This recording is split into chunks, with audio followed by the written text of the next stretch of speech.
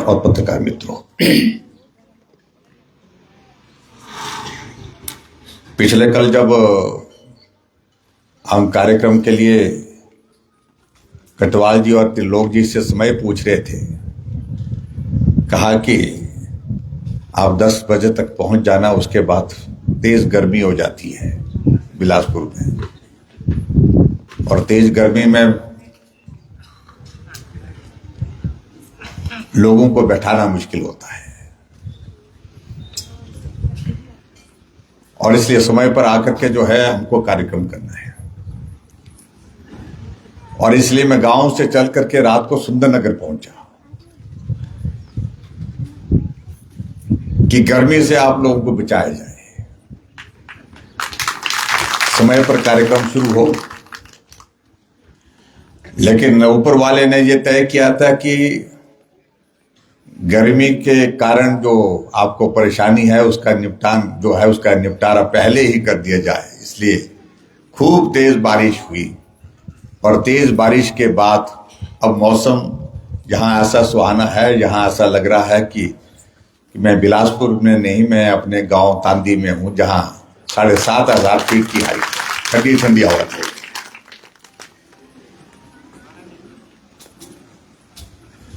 आज के इस कार्यक्रम में आप सब लोगों ने हमारा बड़ा गर्मजोशी के साथ अभिनंदन किया, स्वागत किया, उसके लिए मैं आप सबका बहुत बहुत धन्यवाद करता हूं। और आपके इस इलाके में काफी लंबे अरसे के बाद आना हुआ है, आपके दर्शन करने का सौभाग्य प्राप्त हुआ, उसके लिए भी मैं पार्टी के नेतृत्व का आभार व्यक्त करता हूं।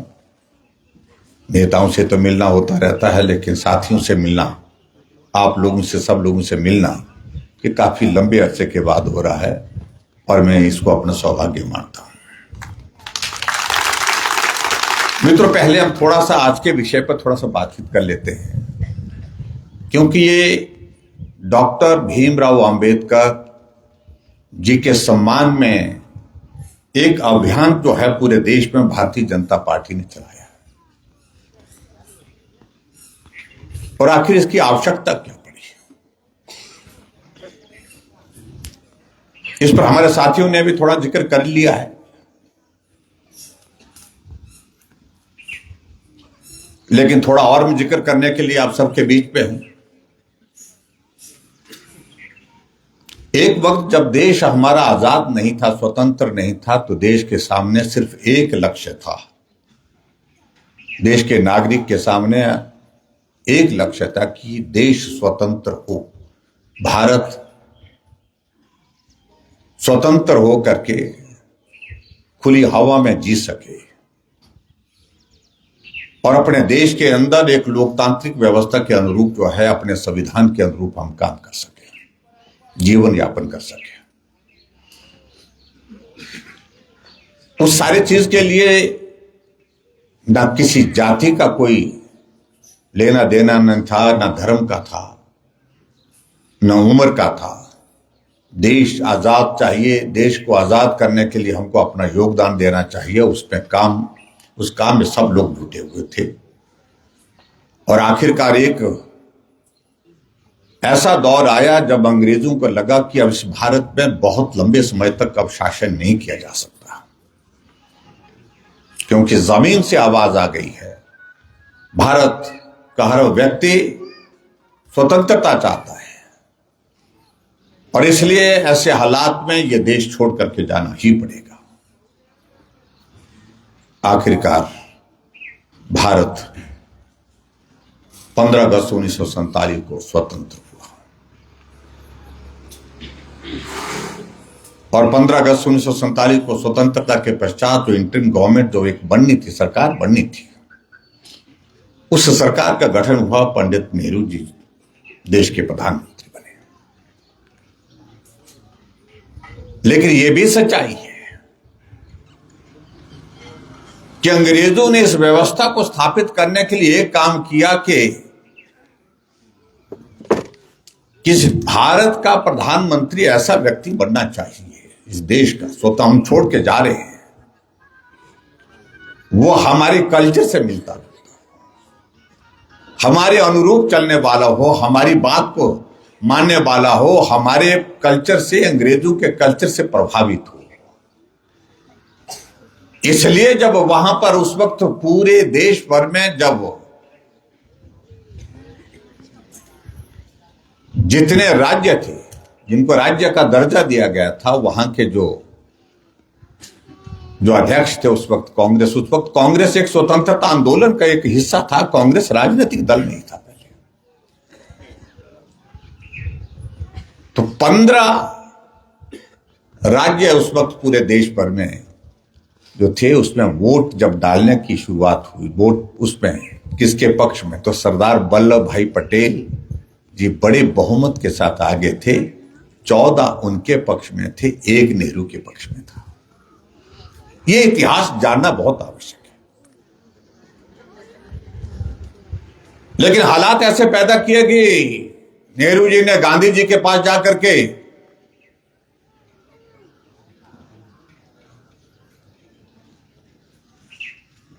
कि लोकतंत्र के हिसाब से अगर हम देखें तो बहुमत तो कहीं और जा रहा है, लेकिन मुझे देश का प्रधानमंत्री बनाने के लिए आपका आशीर्वाद चाहिए। और गांधी जी ने सरदार वल्लभ भाई पटेल जी को पत्र लिख करके बुलाया और उनको कहा कि आप इस बात को समझते हैं कि देश के लिए आजादी बहुत महत्वपूर्ण है, और देश के लिए आजादी जो महत्वपूर्ण है, ऐसी सूरत में यहां हमारे में बंटवारा नहीं दिखना चाहिए, डिवीजन नहीं दिखना चाहिए, हमारे में मतभेद नहीं दिखना चाहिए। मेरा आपसे आग्रह है कि आप अपना नाम वापिस लीजिए। मैं मानता हूं बहुमत आपके साथ है, लेकिन उसके बावजूद भी मैं आपसे आग्रह कर रहा हूं कि आप नेहरू जी को प्रधानमंत्री बनने का अवसर दीजिए। सरदार वल्लभ भाई पटेल बहुमत होने के बावजूद, उनके पक्ष में ज्यादा लोग होने के बावजूद भी गांधी जी की बात को नहीं टाल सकते थे। उन्होंने उनकी बात को स्वीकार किया और स्वीकार करने के बाद नेहरू देश के प्रधानमंत्री बने।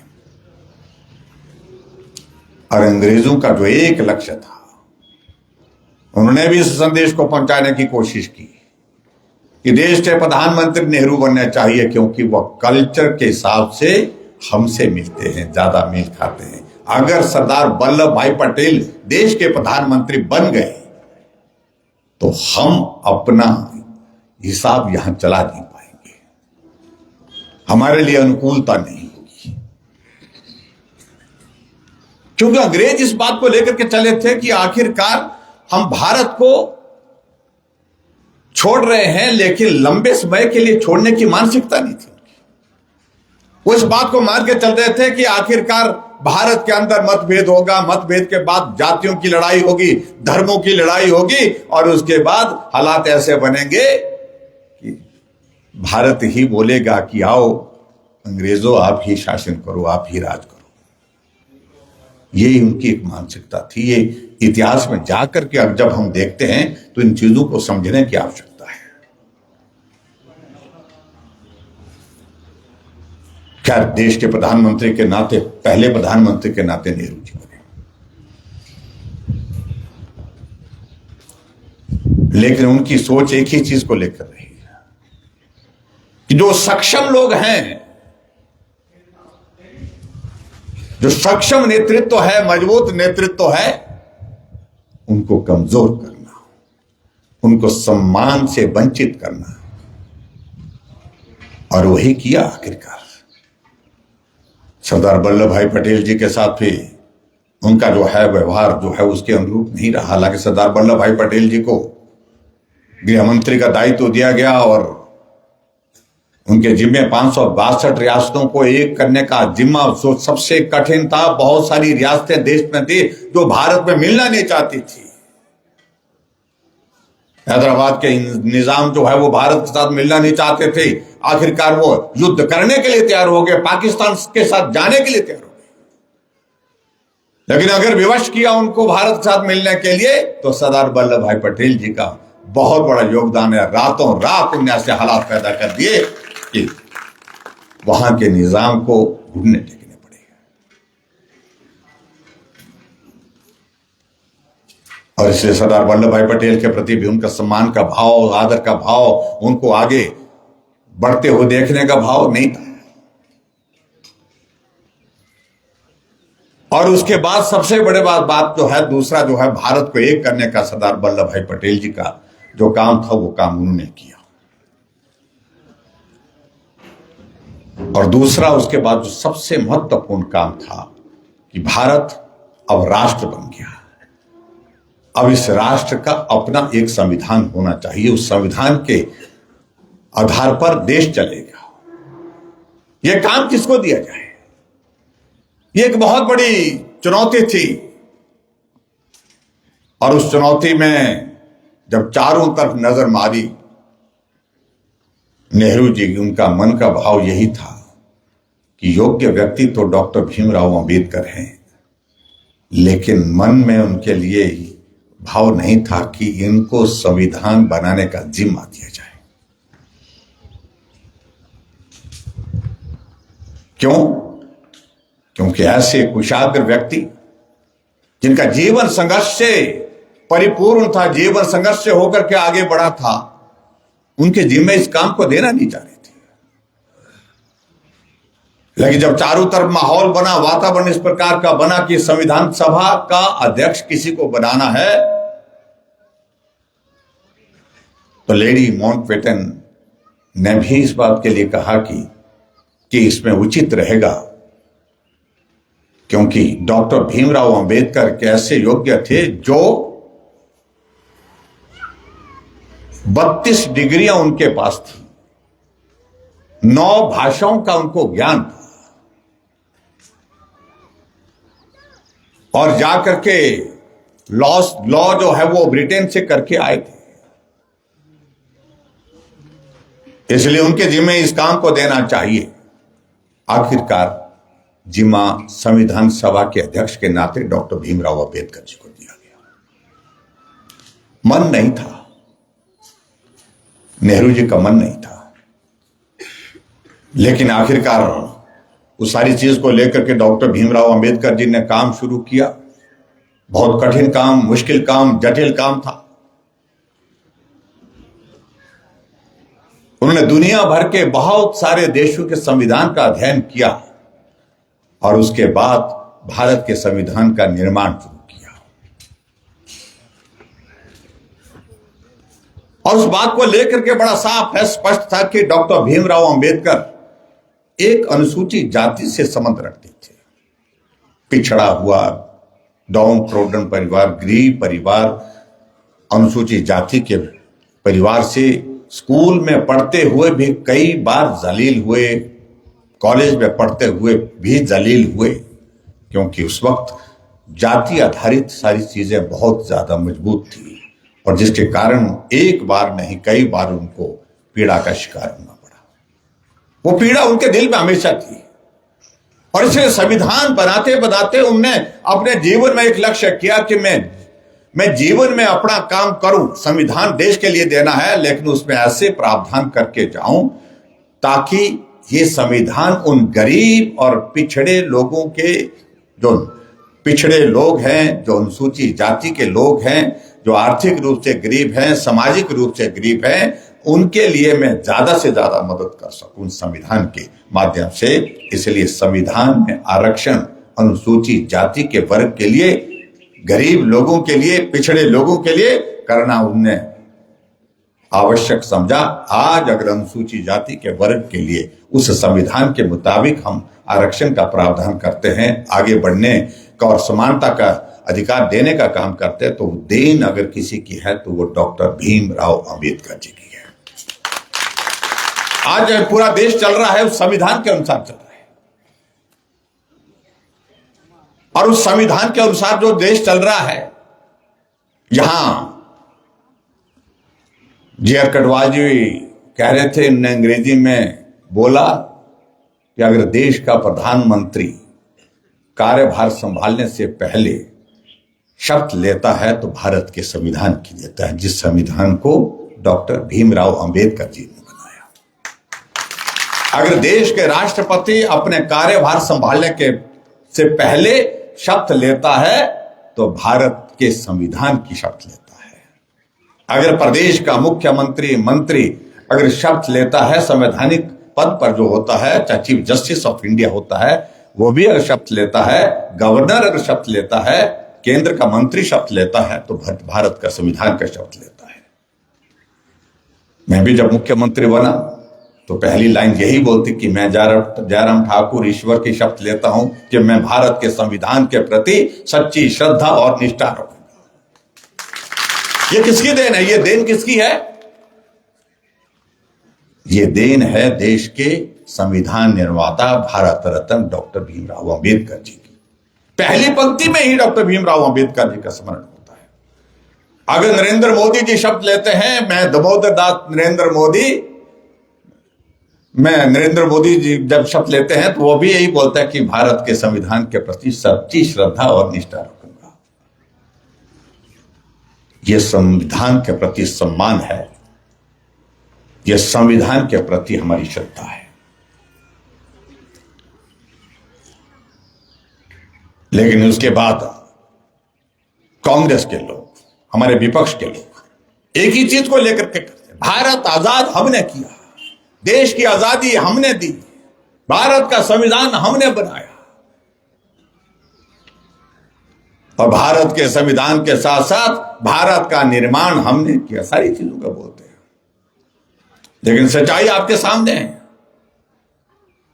ये भारत को स्वतंत्रता सिर्फ कांग्रेस पार्टी ने नहीं, उस वक्त तो कांग्रेस पार्टी थी ही नहीं। भारत की स्वतंत्रता एक अपने आप में एक आंदोलन था, जिसमें सभी धर्म के लोग, सभी जाति के लोग, सभी विचार के लोग जो है एकजुट होकर के देश की आजादी चाहिए, आजादी से कम कुछ नहीं चाहिए, इस लक्ष्य के साथ काम करने के लिए जुटे थे। और गांधी जी ने तो यह कहा था कि देश स्वतंत्र हो गया। ये कांग्रेस के नाम से जो मंच हमने देश की आजादी, देश की स्वतंत्रता के लिए बनाया था, वो राजनीतिक दल नहीं। अब कांग्रेस के नाम से राजनीतिक दल नहीं बनाना चाहिए, उस मंच को भी समाप्त करना चाहिए, कांग्रेस के नाम को भी समाप्त करना चाहिए। देश आजाद हो गया, हमारा सपना साकार हो गया, और ऐसे में खुलेआम जो है हम नए दल के साथ जो है नए नाम के साथ काम करना चाहिए। लेकिन कांग्रेस को लगा कि देश की आजादी के लिए जिस नाम का इस्तेमाल किया, जिस मंच का इस्तेमाल किया, इसी के नाम से हमको अपनी पार्टी बनानी है। खैर कोई बात नहीं, उसमें पार्टी बनाई है। लेकिन सच्चाई यह है कि देश की आजादी के लिए जिन महापुरुषों का योगदान रहा, उसके अनुरूप उनको सम्मान मिला क्या सरदार वल्लभ भाई पटेल जिन्होंने 562 रियासतों को मिलाकर के भारत बनाया। आप बोलते तो हैं सरदार वल्लभ भाई पटेल कांग्रेस के थे, लेकिन सही मायने में सरदार वल्लभ भाई पटेल जी का सम्मान तब हुआ जब दुनिया के सबसे बड़ी स्टैचू ऑफ यूनिटी का निर्माण देश के हमारे प्रधानमंत्री नरेंद्र मोदी जी ने किया, और उस वक्त किया जब वो गुजरात प्रदेश के मुख्यमंत्री थे। जब स्टैचू ऑफ यूनिटी का निर्माण का कार्य शुरू होना था, उससे पहले पूरे देश भर में एक माहौल उन्होंने शुरू किया बनाना, आदरणीय नरेंद्र मोदी जी ने। और मुझे सौभाग्य प्राप्त हुआ उस वक्त में हिमाचल प्रदेश में जो स्टैच्यू ऑफ यूनिटी का जो है स्टेट कोऑर्डिनेटर था। घर घर से मिट्टी, गांव गांव से मिट्टी और लोहा इकट्ठा करके हमने जो है वहां गुजरात पहुंचाया था। मैं उस कार्यक्रम में का हिस्सा था जब उसका शिलान्यास किया गया था। एक ही भाव था नरेंद्र मोदी जी के मन में कि देश को स्वतंत्रता दिलाने के साथ साथ में देश के निर्माण में जो योगदान सरदार वल्लभ भाई पटेल जी का है, उसके अनुरूप उनको सम्मान नहीं मिला, उसके अनुरूप जो उनको पहचान नहीं मिली। इसलिए हम एक ऐसी स्टैच्यू बनाएंगे जो दूर से ही दिखे कि इस व्यक्ति का योगदान बहुत बड़ा रहा है देश के लिए। इसलिए स्टैच्यू ऑफ यूनिटी देश की नहीं, दुनिया की सबसे बड़ी स्टैच्यू बनाई गई। जब सरदार वल्लभ भाई पटेल जी के बारे में प्रधानमंत्री नरेंद्र मोदी जी जिक्र करते हैं, हम भारतीय जनता पार्टी वाला जिक्र करते हैं, तो कांग्रेस पार्टी को लगा कि ये तो हमारे हाथ से निकल गया। ये विषय हमारे हाथ से निकल गया। और उसके बाद उन्होंने क्या पकड़ा? ये संविधान, डॉक्टर भीमराव अंबेडकर। अरे डॉक्टर भीमराव अंबेडकर तो अपने जितना जीते जी आपने जलील किया, जीते जी तो जलील किया ही किया, लेकिन मरने के बाद भी आपने जो है उनकी आत्मा को शांति से रहने नहीं दिया। आपने जीते जी भी जलील किया और मरने के बाद भी जलील किया। जहां हमारे साथी कह रहे थे 1952 के लोकसभा के इलेक्शन में जब अपने डॉक्टर भीमराव अंबेडकर जी चुनाव लड़े, कांग्रेस ने उनके खिलाफ कैंडिडेट दिया, उनको कैंडिडेट ही नहीं दिया, उनको हराया। 1954 में 1954 में उपचुनाव हुआ और उस उपचुनाव के लिए भी कांग्रेस ने कैंडिडेट किया और देश के उस वक्त के प्रधानमंत्री पंडित जवाहरलाल नेहरू 2 बार उनको हराने के लिए उनके लोकसभा के उस उपचुनाव में सभा करने के लिए गए, डॉक्टर भीमराव को हराने के लिए। फिर उसके बाद बोलते हैं कि डॉक्टर भीमराव अंबेडकर संविधान की बातें करते हैं, मतलब आप कांग्रेस के लोग संविधान की बातें करते हैं, ये संविधान हमारी देन है, डॉक्टर भीमराव अंबेडकर हमारे थे। अब ऐसी सारी चीजों को लेकर के मुझे लगता है कि सोचने की आवश्यकता है। अब पिछले कुछ समय से 2024 के लोकसभा के चुनाव से पहले कांग्रेस पार्टी ने एक मुद्दा बना दिया, क्योंकि भारतीय जनता पार्टी ने कहा कि भाई 300 सीटें हम जीत गए हैं, अब की बार हमारा लक्ष्य और बड़ा होना चाहिए, तो नारा दिया अब की बार 400 पार। और हर राजनीतिक दल करता है भाई, इसमें क्या? आगे बढ़ने का लक्ष्य निर्धारित करने के लिए हर व्यक्ति अपने जीवन में तय करता है और हर राजनीतिक दल जो है अपने भविष्य के लिए पार्टी को मजबूत करने के लिए करता है। तो क्या गुनाह किया? अगर 300 सीटें भारतीय जनता पार्टी की थी तो हमने 2024 के चुनाव में अगर हमने 400 पार का नारा दिया तो क्या गुनाह किया? लेकिन उसके बावजूद जब 400 पार का जिक्र किया तो कांग्रेस के लोग कहने लगे ये 400 पार की बातें क्यों कर रहे हैं?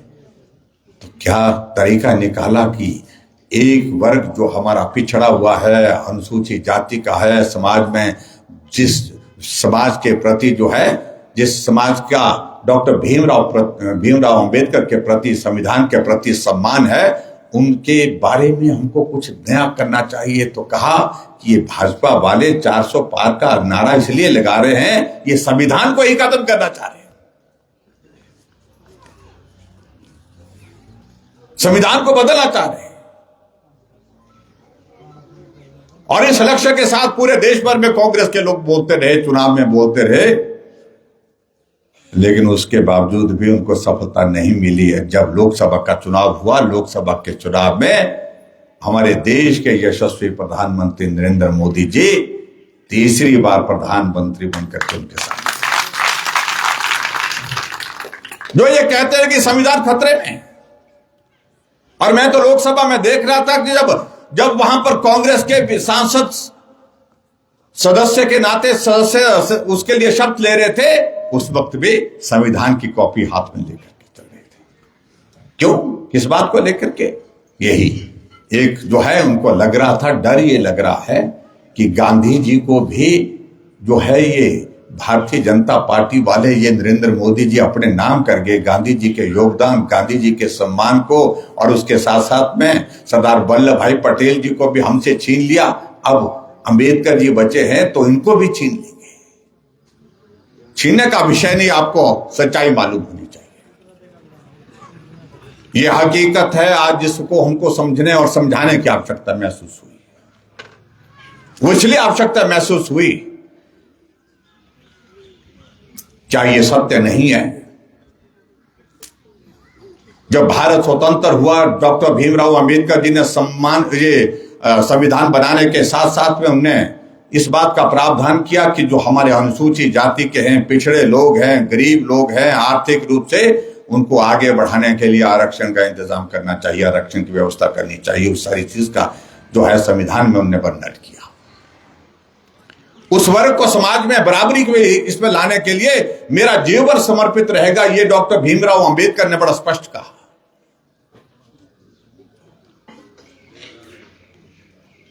लेकिन कांग्रेस के लोगों ने, नेहरू ने हमेशा जो है अनुसूचित जाति की प्राथमिकता, पिछड़े लोगों की प्राथमिकता से ज्यादा मुस्लिम वर्ग को आगे बढ़ाने के लिए, उनके लिए जो है वो काम करना शुरू किया। जहां से मतभेद की शुरुआत हुई, जहां डॉक्टर भीमराव अंबेडकर का मतभेद हुआ, धारा 370 जब उन्होंने कहा कि इसकी आवश्यकता नहीं है, जब जम्मू कश्मीर जो है भारत के एक रियासत बन गई, एक राज्य बन गया, तो वहां धारा 370 अलग से करना, उस समुदाय को, पर्टिकुलर जो है उस कम्युनिटी को, उस धर्म के लोगों को जो है वहां पर ये प्राथमिकता देना, ये उचित नहीं है। और धारा 370 समाप्त होनी चाहिए, इसकी आवश्यकता नहीं। डॉक्टर भीमराव अंबेडकर ने लोकसभा के अंदर, लोकसभा से बाहर बड़ा स्पष्ट शब्द में कहा है। लेकिन उसके बावजूद भी ये संविधान का हिस्सा बना दिया धारा 370।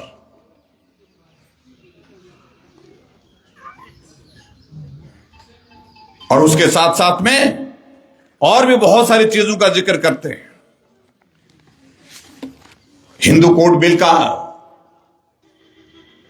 पूरा ड्राफ्ट बनकर के तैयार हुआ, उसको लागू करने की तैयारी हो गई, लेकिन उसके बावजूद भी जब इस बिल को प्रस्तुत किया गया तो उसको नेहरू ने वापस ले लिया। और उसके तहत क्या था, महिलाओं को अधिकार दिए जा रहे थे, महिलाओं को स्वतंत्रता का अधिकार, महिलाओं को आर्थिक अधिकार जो उसमें दिया जा रहा था, उसका भी नेहरू जी ने विरोध किया। तो भी जो है डॉक्टर भीमराव अंबेडकर जी जो है वो आहत हुए, कि उनको लगा कि ये धर्म पर आधारित होकर के आगे राजनीतिक मकसद के साथ जो है, लक्ष्य के साथ जो है काम करना चाह रहे हैं। और उस धर्म के आधार पर भारत पहले ही भुग चुका है। अगर भारत के दो टुकड़े हुआ, अगर पाकिस्तान है, तो वो धर्म आधारित राजनीति, तुष्टीकरण की राजनीति का परिणाम है। इसलिए उन्होंने इसका भी विरोध किया था। और जो कांग्रेस के नेता इस बात को लेकर के बार बार कहते हैं कि हमने जो है डॉक्टर भीमराव अंबेडकर जी को मंत्री बनाया, मंत्री बनाने के बाद उनको मालूम होना चाहिए कि मंत्रिमंडल में बनाया, लेकिन मंत्रिमंडल से त्याग पत्र क्यों दिया, इसका भी तो प्रश्न पूछना चाहिए। कि जब बार बार जलील किया, कमिटमेंट डॉक्टर भीमराव अंबेडकर जी के साथ हुई थी कि आपको ये महकमे दिए जाएंगे, लेकिन उसके प्लानिंग का महकमा उनको देने की बात हुई थी, लेकिन नहीं दिया गया। उनको और भी महकमे देने की बात हुई तो उसके मुताबिक नहीं दिया गया। महत्वपूर्ण जगह जहां एक कानून मंत्री के नाते उनका होना बहुत लाजमी था, लेकिन वहां उनको नहीं बिठाया गया, नहीं उनको बुलाया गया। इसलिए उन्होंने कहा कि इस हालत का दौर मैं ज्यादा सहन नहीं कर सकता, उन्होंने मंत्रिमंडल छोड़ दिया। और ये हालात अगर बने तो किसी और की वजह से नहीं बने, कांग्रेस की सरकार की वजह से बने, उस वक्त के प्रधानमंत्री नेहरू की वजह से बने। इन सारी चीजों का जिक्र करने के लिए हम आप सबके बीच में इसलिए कि जो गलत तरीके से सारी चीजें प्रस्तुत की जा रही हैं, उनको बदलने की आवश्यकता है, उस सोच को बदलने की आवश्यकता है। और आगे बढ़कर के मैं ये भी कहना चाहता हूं, जब डॉक्टर भीमराव अंबेडकर की मृत्यु होने के बाद उनका पूरे सम्मान के साथ अंतिम संस्कार दिल्ली होना था, लेकिन दिल्ली नहीं होने दिया। उनको उनका पार्थिव शरीर जो है मुंबई ले गए। और मुंबई लेकर के जिस व्यक्ति ने भारत को संविधान दिया, उनका शव जो है मरने के पश्चात जो है ले जाने के लिए जो सरकार को इंतजाम करना चाहिए थे, व्यवस्था करनी चाहिए थी, उन्होंने नहीं की। और आखिरकार उनका जो ट्रांसपोर्टेशन का जो जहाज से जो खर्चा आया, उनके परिवार ने उसको वहन किया, सरकार ने नहीं किया।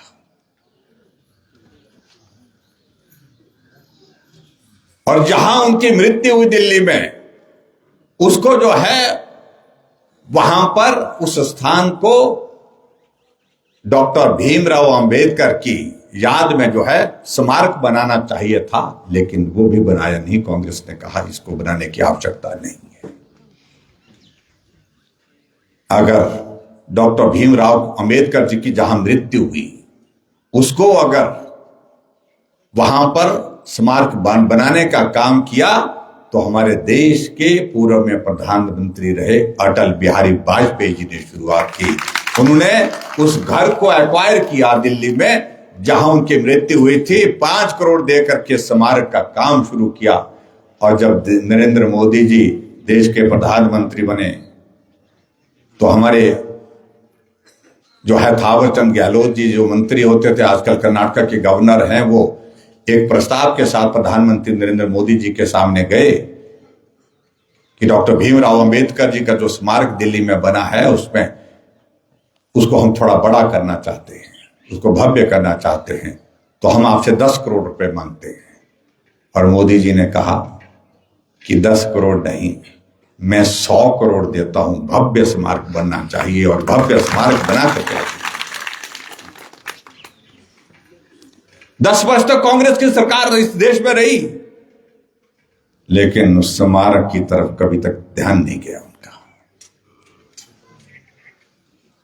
इसलिए मैं कह रहा हूं कि जीते जी भी दलील किया, मरने के बाद भी उनको दलील किया।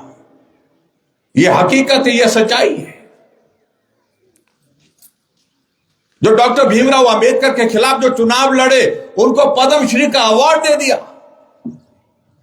लेकिन कभी उनको याद नहीं आए कांग्रेस को, जितने लंबे समय तक सत्ता में रहे, सरकार में रहे, उनको कभी इस बात को लेकर के आभास नहीं हुआ कि देश का संविधान जिस व्यक्ति ने बनाया है, उनके प्रति भी हमको उनको भी कुछ सम्मान देना चाहिए। 1990 में भारतीय जनता पार्टी जनता दल की गठबंधन की सरकार बनी। हमारे श्रद्धेय अटल बिहारी वाजपेयी जी, आडवाणी जी ने बात की हमारे उस वक्त के प्रधानमंत्री बीपी सिंह जी से, और उन्होंने कहा कि जो योगदान देश के लिए डॉक्टर भीमराव अंबेडकर का रहा है भारत का संविधान बनाने में, उसको याद रखते हुए हमको उनको भारत रत्न का सम्मान देना चाहिए।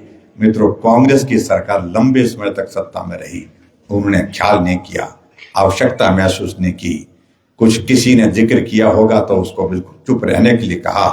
अगर भारत रत्न अगर डॉक्टर भीमराव को मरणोपरांत दिया गया, वो तब दिया जब भारतीय जनता पार्टी की सरकार, गठबंधन की सरकार 1990 में बनी। ये सरकार, ये सारे जो है वो उसका हिस्सा है, रिकॉर्ड का हिस्सा है।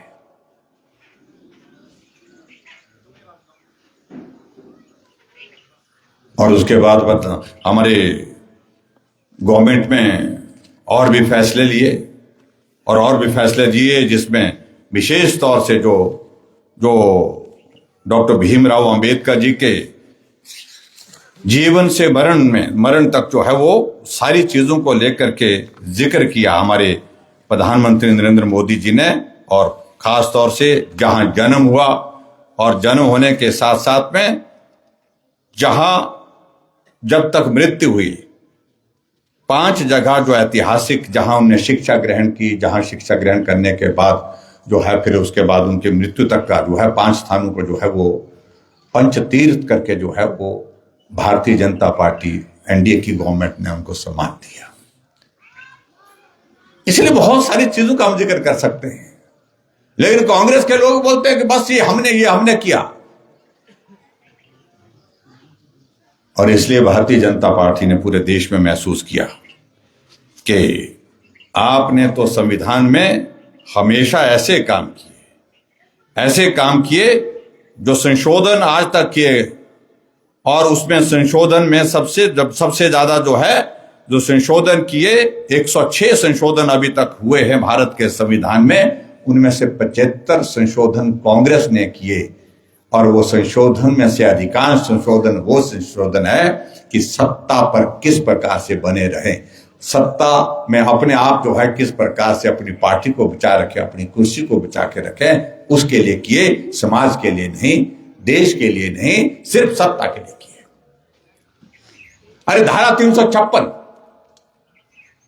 90 बार लगभग 90 बार कांग्रेस ने पूरे देश भर के अलग अलग राज्यों की सरकारों को तोड़ने के लिए इस्तेमाल किया उसको। और उसमें भाई और बहनों, आपको यह भी मालूम है कि हिमाचल प्रदेश भी उसका शिकार बना।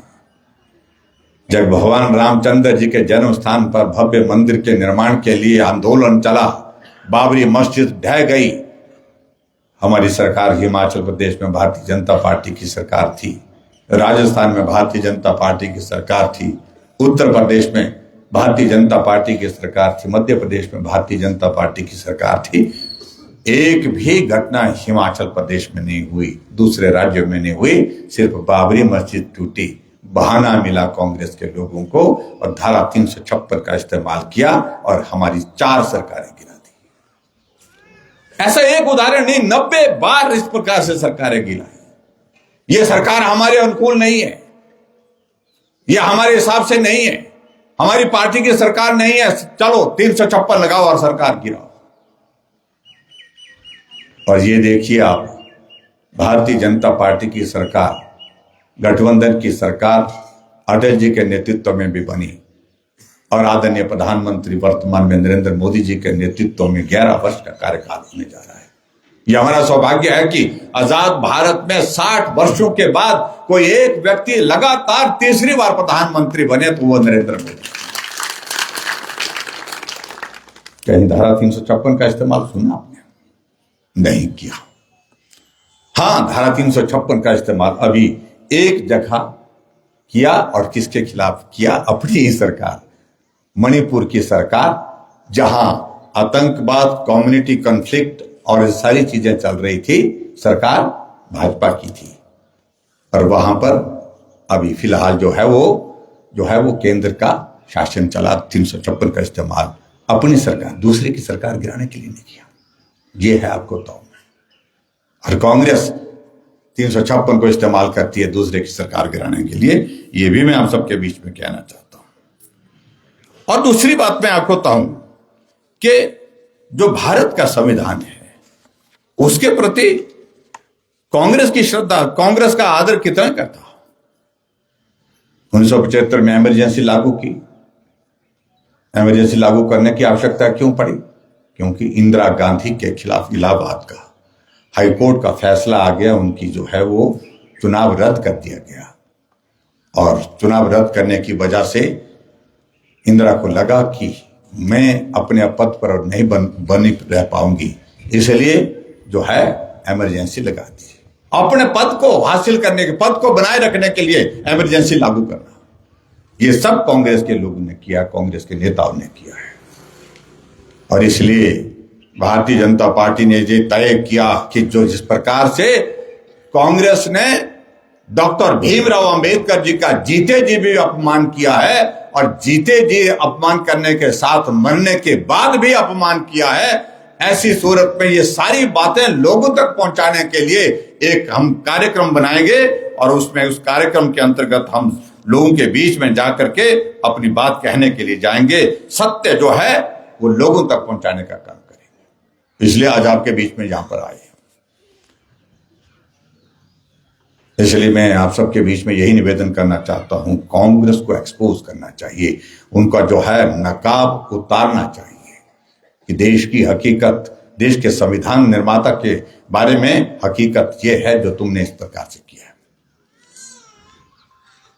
इसलिए आज के इस कार्यक्रम में आप सबके बीच में यहां पर आए, और मैं इस बात को जरूर कहना चाहता हूं कि डॉक्टर भीमराव अंबेडकर जी ऐसे व्यक्ति जो जीवन भर संघर्ष में रहे, जिनका जीवन संघर्ष में बीता, और जीवन में संघर्ष के साथ साथ में सबसे बड़ी आर्थिक रूप से संकट वो तो एक जगह, लेकिन समाज में ऊपर का, नीचे का, आगे का, पीछे का, इस सारी चीजों को लेकर के जो बहुत बड़ा अंतर था, उसके खिलाफ लड़ाई लड़ते लड़ते उन्हें सारा जीवन जो अपना समाज बराबर हो, सम्मान हो, इस दुनिया में जन्म लेकर के कोई व्यक्ति आया है, वो मनुष्य है, उसके अंदर मानवता का दृष्टिकोण होना चाहिए।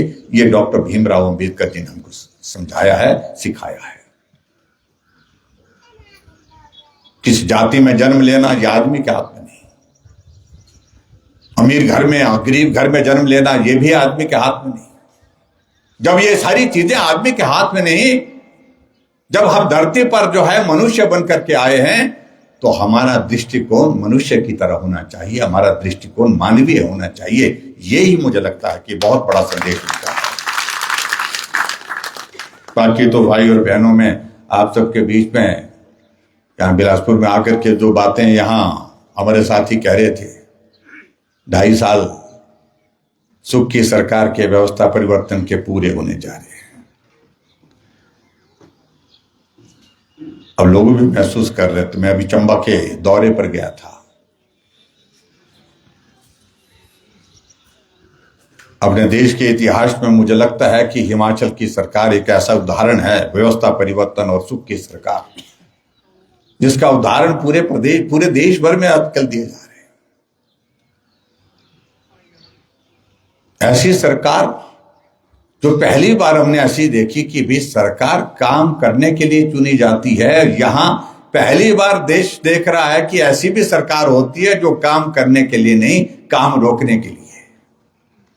ऐसा लग रहा है कि काम रोकने के लिए 2000 से ज्यादा संस्थान हिमाचल प्रदेश में खुले हुए चले हुए संस्थान, आप लोगों के कहने पर, आप लोगों की मांग पर, मंच पर बैठे विधायकों के कहने पर हमने खोले थे। वो संस्थान बंद कर दिए, कहा कि ये इसकी आवश्यकता नहीं है। हमने सोचा कि भारतीय जनता पार्टी ने खोले हैं, इसलिए उनको परेशानी हो रही है। लेकिन सोच इस तरह से निकली कि उनको आनंद ही इसमें आता है। मैंने एक दिन कहा सुखू भाई, मैंने कहा यार ये सुखू से सुखविंदर सिंह कब बनेंगे आप?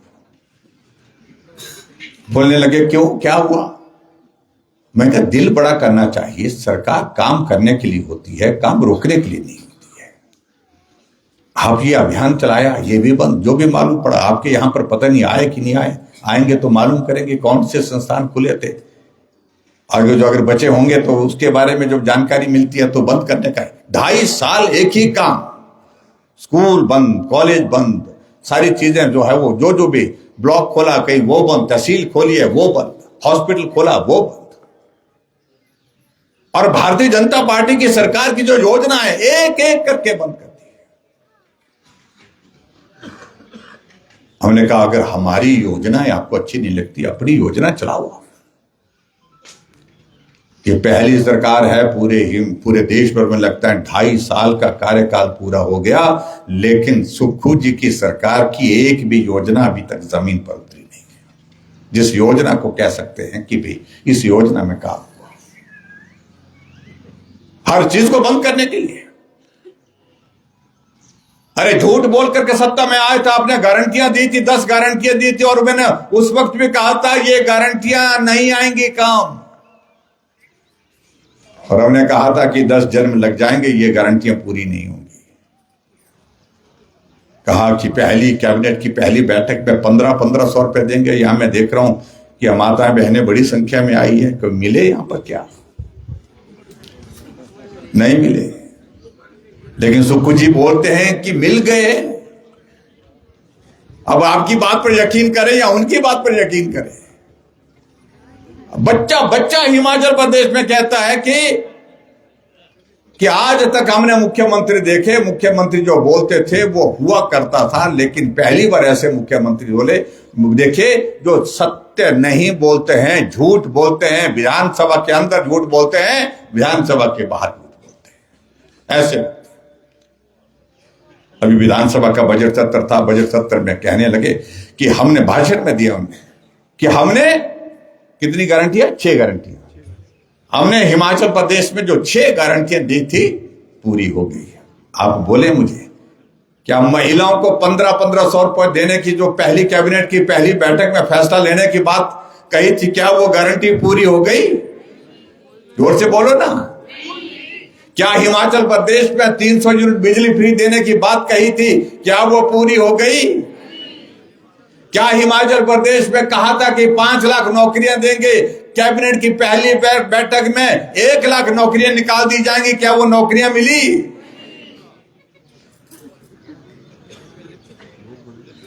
और कहा था कि हम हिमाचल प्रदेश में 2 रुपए किलो गोबर खरीदेंगे। क्या गोबर 2 रुपए किलो के हिसाब से बेच दिया?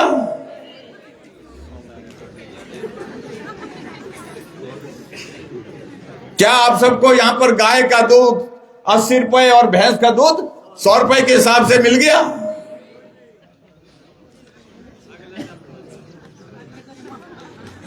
तो आखिरकार ये सुक्खू जी किसको बोल रहे हैं, कहां बोल रहे हैं कि हमने 6 गारंटियां पूरी कर दी? अभी मैं देख रहा था कि अभी कहीं वहां गए थे, कहां था अधिवेशन थे इनका? कर्नाटक में था शायद, में ना कहीं उधर गुजरात में था राष्ट्रीय अधिवेशन कांग्रेस पार्टी का। बची सरकारें इनकी कहीं 2-3 बची हैं, वो भी ऐसी लंगड़ी सरकारें हैं। ऐसा वहां पर भाषण दे रहे थे सुक्खू जी, हमने हिमाचल प्रदेश में 10 गारंटियां दी थी और 10 की 10 गारंटियां पूरी कर दी, हमने तो सिर पकड़ा भाई। धन्य हो मैं का मुख्यमंत्री जी। सारे के सारे काम बंद कर दिया, गारंटी की तो बात छोड़िए। आज तक मैं हिमाचल प्रदेश की विधानसभा में, मुझे 28 साल होने लगे, लगातार 28 साल, और मैंने कभी नहीं देखा कि ठेकेदार धरने पर बैठ गए। पहली बार यह भी देखा कि ऊना में, मंडी में, कुल्लू में ठेकेदारों ने धरना दिया, कहा कि हमने जो काम करके रखा है, आप उद्घाटन करके तो आ गए, लेकिन पैसा आज तक नहीं मिला। बिलासपुर में भी धरना दिया, बिलासपुर में भी दिया। आप अंदाजा लगाइए क्या हालात बन गए हिमाचल प्रदेश में। ऐसे फैसले लिए जा रहे हैं हिमाचल प्रदेश में, जिस बात को लेकर के हैरानी हो रही है। 300 यूनिट बिजली फ्री देने की बात कही थी, अब कहा जा रहा है, हमारे यहां आए थे हमारे वरिष्ठ, हमारे साथी कहने लगे कि इस बात का जिक्र जरूर करना, 300 यूनिट बिजली फ्री देने की बात कही थी, और अब कह रहे हैं कि सब्सिडी जो आपको बिजली पर मिलती है, आप जो है स्वेच्छा से उसको छोड़ दीजिए। और उसके बाद जो गरीब लोग हैं, जिनको स्वेच्छा की भी आवश्यकता नहीं, लेकिन उनके घर में अब बिल आना शुरू हो गया है। बिजली का बिल, पानी का बिल। हमने 125 यूनिट हिमाचल प्रदेश में फ्री बिजली की बात कही थी, लेकिन 125 यूनिट इसलिए कहा था कि हिमाचल बिजली पैदा करता है, दूसरे राज्यों को भी देता है। 125 यूनिट बिजली वो गरीब परिवार, जो मध्यम वर्गीय परिवार जो है, वो खर्च करते हैं, जिनकी आर्थिक स्थिति बहुत अच्छी नहीं होती। अगर उनको बिजली फ्री देने का अगर हमने वादा किया था, वादा नहीं किया था, हमने करके दिखाया था, तो हमने गलत नहीं किया था। अब कहते कहा तो 300 यूनिट बिजली फ्री देंगे, अब 125 यूनिट जो बिजली दी है उसको भी वापस ले। बसों का किराया तो बिल्कुल सस्ता हो गया, कदम रखा 10 रुपए जेब से देने पड़ेंगे, एक कदम का 10 रुपए। आप चाहे 4 कदम की यात्रा करो, आप आधे किलोमीटर की यात्रा करो, रुपए कितने लगेंगे? 10 लगेंगे। आज नोटिफिकेशन भी हो गए, कल नोटिफिकेशन, चले कल नोटिफिकेशन। अब आप अंदाजा लगाइए, भारतीय जनता पार्टी की सरकार की ओर से हमने बहुत सारी चीजें, हमने हिमकेयर की योजना शुरू की, गरीब लोगों का इलाज मुफ्त में होना चाहिए, ये हमारा एक लक्ष्य था। इसलिए था क्योंकि प्रधानमंत्री नरेंद्र मोदी जी ने कहा कि मनुष्य जब पीड़ा के दौर में से बीमारी के दौरान गुजरता है और गरीबी के कारण जब इलाज नहीं कर पाता है, तो हमारी संवेदना ये होनी चाहिए कि उस आदमी की जिंदगी को बचाने के लिए, उसकी पीड़ा को कम करने के लिए सरकार काम करे। उन्हें आयुष्मान भारत शुरू पूरे देश के लिए शुरू किए। आदरणीय जगत प्रकाश नड्डा जी ने पूरे देश भर में उस योजना को स्वास्थ्य मंत्री के नाते लागू किया। और बाकी हमने कहा कि आयुष्मान भारत के अलावा जो बचे परिवार जो उस पर कवर नहीं हो रहे हैं, उनका जिम्मा हमने लिया। 5 लाख रुपए का हेल्थ कवर हमने हिमाचल प्रदेश में सब गरीब लोगों के लिए। आदमी बीमार होता था, हॉस्पिटल जाता था, हिमकेयर का कार्ड जेब में डाल करके चलता था। पैसे नहीं है तो कार्ड जेब में लेकर चलता था। उसको मालूम होता था कि ये हिमकेयर का कार्ड जब हॉस्पिटल में दिया जाएगा, मेरा इलाज बिना पैसे के होगा। और आज क्या हालात बन गए, 500 करोड़ रुपए से ज्यादा हिमकेयर की पेमेंट हिमाचल प्रदेश में हॉस्पिटल को देने को हो गई। सरकारी हॉस्पिटल के लिए प्राइवेट हॉस्पिटल में तो बंद कर दी, सरकारी हॉस्पिटल में उसका इलाज नहीं हो रहा है।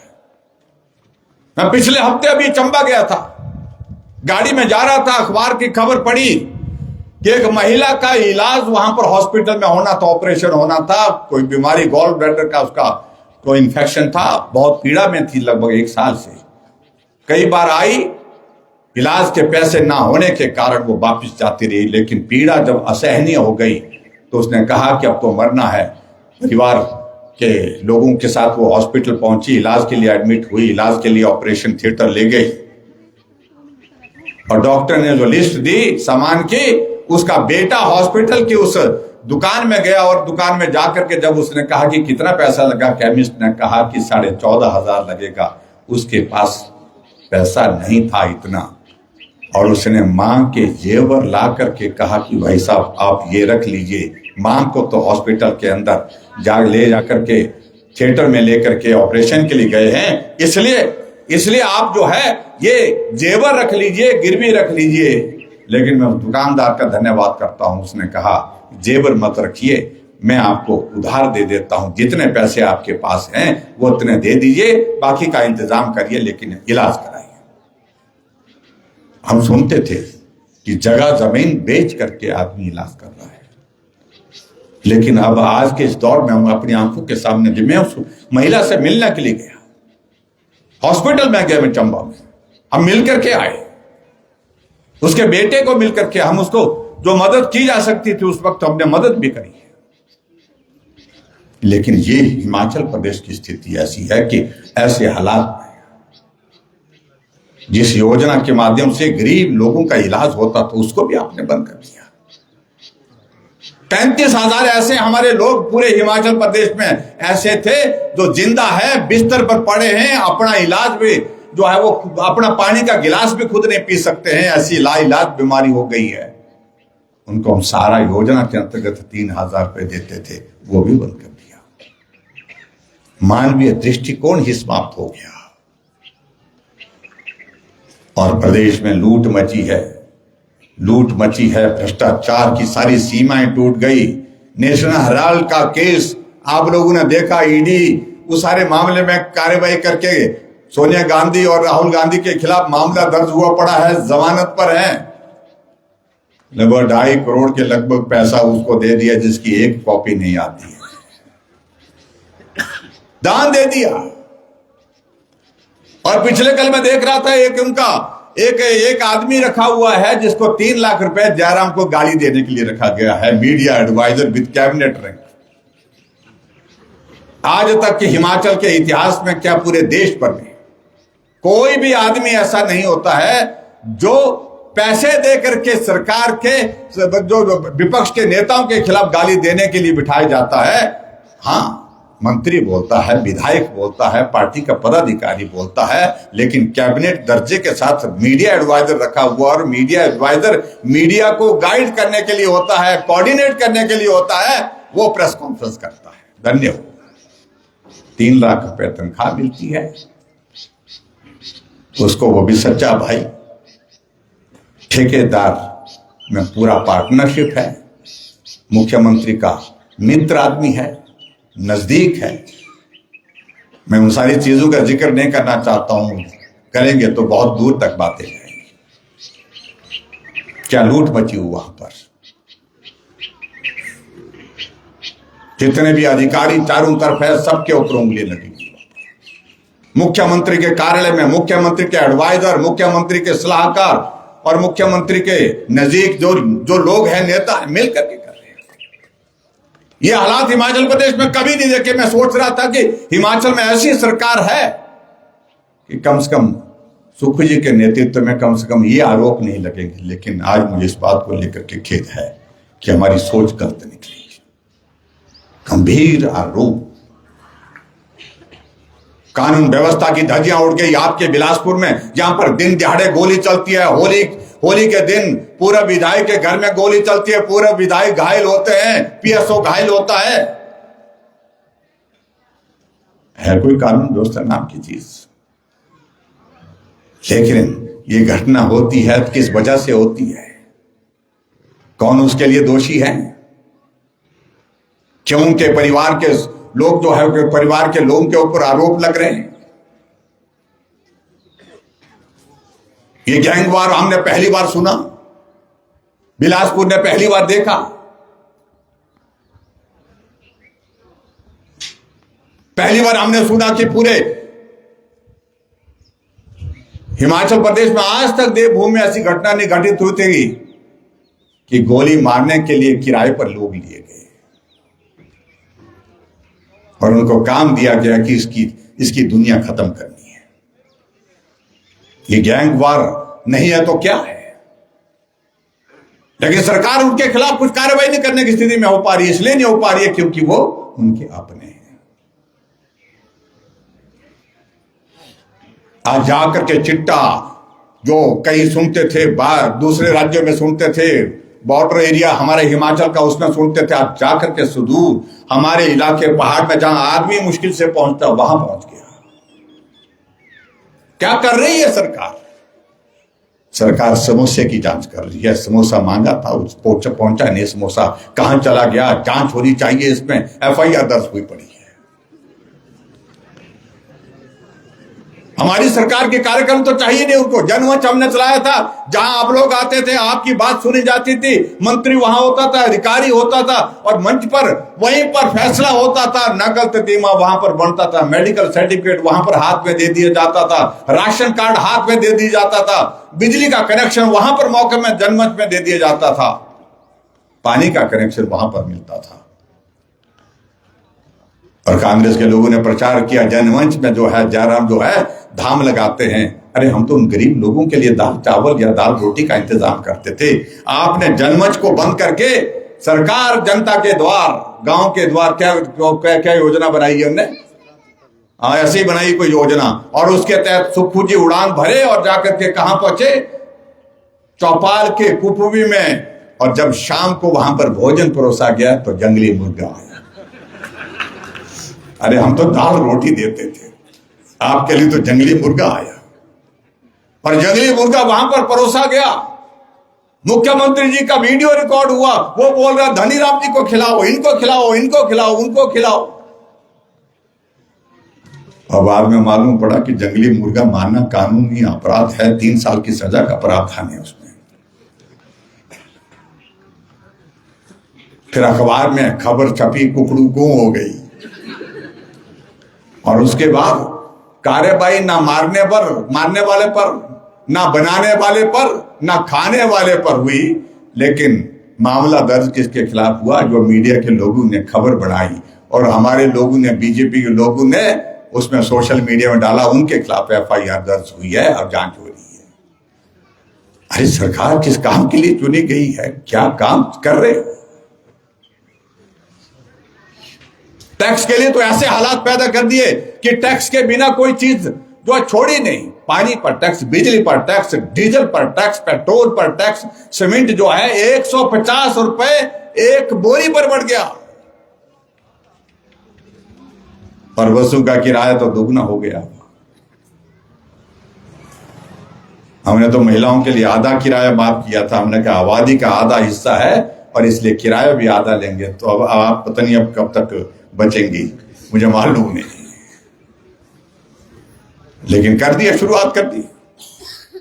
आप अंदाजा लगाइए, अब आदमी का किराया तो लगा कि बस में एक बच्चा हीटर लेकर के शिमला के सर्दी के मौसम में जाकर के धर्मशाला जा रहा था यूनिवर्सिटी पढ़ने के लिए, और वहां माँ बाप ने कहा हीटर ले जा बेटा, ठंड बहुत ज्यादा है सर्दी के मौसम में।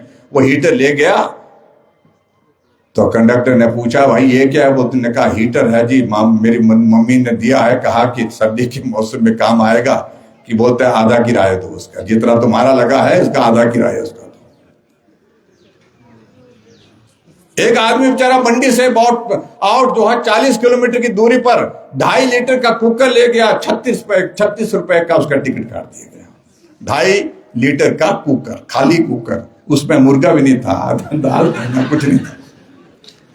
आप अंदाजा लगाइए सरकार कर क्या रही है? हर जगह टैक्स, फिर बाद में मालूम पड़ा यार टैक्स कहाँ और कहाँ जा रहे, टॉयलेट छूट गया था, फिर टॉयलेट का टैक्स। जी जी हाँ बिल्कुल सही बात कह रहे हैं। तो इसलिए आपको बता रहा हूं, आप अंदाजा लगाइए। अब हिमाचल महसूस कर रहा कि बहुत बड़ी गलती की है। अब चंबा गया था, बोलता जी ठाकुर जी बहुत बहुत बुरा हो गया, ये गलत हो गया, गलत हो गया, गलत हो गया, अब जल्दी आओ। मैंने कहा जल्दी अब आपके कहने से नहीं होना। अब आने का काम जो होगा, जब लोकतांत्रिक व्यवस्था के मुताबिक चुनाव होगा, मैं दावे के साथ कहता हूं आज हालात ऐसे हैं, अगर आज चुनाव हो जाएं तो 10 भी मुश्किल होंगे। जो कांग्रेस के बड़े नेता हैं उनको अपने सीट बचानी मुश्किल हो जाएगी। ये हालात हिमाचल प्रदेश में पैदा हुए। लेकिन हमारा सौभाग्य है कि देश को मजबूत नेतृत्व आदरणीय नरेंद्र मोदी जी के रूप में मिला और हिमाचल प्रदेश में विकास, हर जगह काम, हर जगह विकास अगर हो रहा है, अगर सड़कें बन रही है तो प्रधानमंत्री नरेंद्र मोदी जी के आशीर्वाद से, क्योंकि पैसा केंद्र से आ रहा है, सीआरएफ का पैसा आ रहा है, नाबार्ड का पैसा आ रहा है, वर्ल्ड बैंक का पैसा आ रहा है, प्रधानमंत्री ग्राम सड़क योजना का पैसा आ रहा है। अभी बजट प्रस्तुत किया हिमाचल में, पहली बार आपने देखा 0% ग्रोथ है उसमें बजट में। जितना बजट पिछली साल था उतना ही बजट अब की बार प्रस्तुत किया। और जो डिपार्टमेंट के नाम के आगे बजट बुक में देखते हैं तो 0,0,0,0,0,0 बजट इस प्रकार का है। और हैरानी की बात हुई 31 मार्च को हमारे ठेकेदार कहने लगे फोन करके कि भाई एलओसी तो आ गई है, आ गई, बस अब हमारे लिए आपने कह देना, एक्शन को कह देना कि हमारे खाते में थोड़ा डाल दे, हमारे लिए थोड़ा सा। हमने कहा भाई डाली तो डाली है, लेकिन एलओसी जो है वो ऊपर से जो है वो आपका जो क्या नंबर होता है वो टोकन नंबर भी आ गया है, लेकिन उसके बावजूद भी गारंटी नहीं है। और वो वही हुआ 31 मार्च को जो एलओसी जारी की गई थी उसको रिलीज करने से पहले फिर वापिस ले लिया गया। पहली बार हुआ ये, कोई पैसा नहीं दिया गया। और मुझे कहते थे कि कर्मचारी के हितैषी नहीं है। भाई हम हितैषी नहीं है, आपने इस बात को कहने की कोशिश की। हमने उस वक्त भी बोला था, कर्मचारी भाइयों को बोला था, हमने कहा रुक जाओ, हम आपके बारे में अच्छा सोचते हैं, हालात ऐसे हैं, ओपीएस में अभी फैसला लेने में कठिनाई आएगी, लेकिन हम रास्ता निकालेंगे। हम ओपीएस का विरोध नहीं कर रहे हैं, लेकिन कहा कि पहली बैठक में कर देंगे। कर्मचारियों ने सोचा कि यार वाह, ये तो पूरा काम हो गया और सहयोग दिया उनको, सरकार बन गई।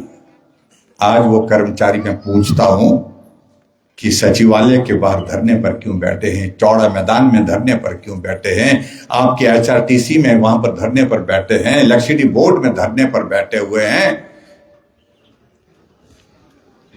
तो आखिरकार क्या हुआ?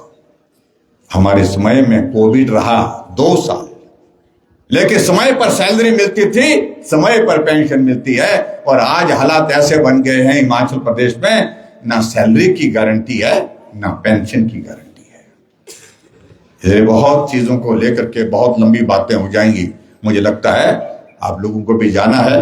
लेकिन आज के इस कार्यक्रम में हम आप सबके बीच में आए हैं और मैं इतना जरूर कहना चाहता हूं कि इस बिलासपुर जिला में, जिस जिले से हमारे पार्टी के हमारे राष्ट्रीय अध्यक्ष जगत प्रकाश नड्डा जी भी हैं, आज वो हमारे हिमाचल प्रदेश में ही चंबा में हैं। मैंने क्षमा मांगी कि मैं वहां उस कार्यक्रम में नहीं हो पाऊंगा। मैंने कहा मैं आपके गांव जा रहा हूं और आप लोग यहां पर मिले। उनका हिमाचल के लिए, हिमाचल के विकास के लिए बहुत बड़ा योगदान रहा है। चाहे चंबा का मेडिकल कॉलेज है, चाहे हमीरपुर का मेडिकल कॉलेज है, चाहे नान का मेडिकल कॉलेज है, चाहे ऑल इंडिया मेडिकल इंस्टीट्यूट है, ये सारी चीजों को लेकर के हम कह सकते हैं आयुष्मान भारत जैसी योजना उनकी एक बहुत बड़ी कंट्रीब्यूशन है।